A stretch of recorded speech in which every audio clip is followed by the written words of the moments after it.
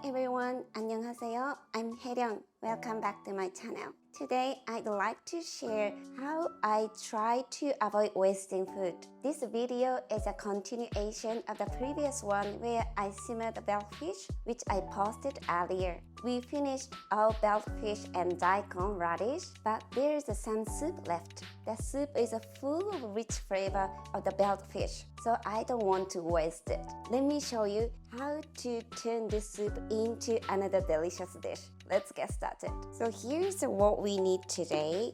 So this one, the soup of the simmered bellfish. So still I have remaining soup, right? I'm gonna use one silken tofu, chop the spring onion, and I'm gonna add the enoki mushroom and the leek as well. So the mushroom, right?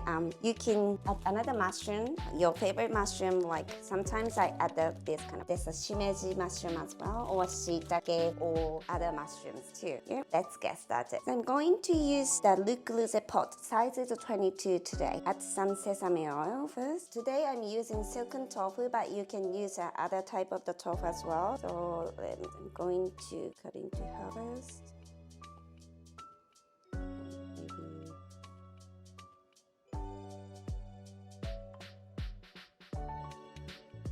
I'm going to add the tofu in the middle. Then I'm going to add this enoki mushroom.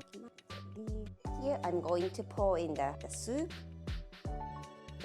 fish, then start cooking. So now we are going to start cooking. So cover the lid, turn on the heat, medium-high heat, and cook until it starts boiling. Let's check.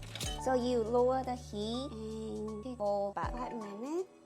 5 minutes past, turn the heat. So to wrap up, I use the silken tofu, the enoki mushrooms, then pour in the leftover soup and let it simmer. It's a simple yet delicious way to create a whole new dish from what's left. I hope you enjoyed this easy recipe and feel inspired to make the most of your leftovers. If you haven't watched the previous cooking video of bellfish, please check it out on my channel. That recipe is packed with flavor. Thanks for watching and I'll see you in the next cooking video. 감사합니다. 사랑해요.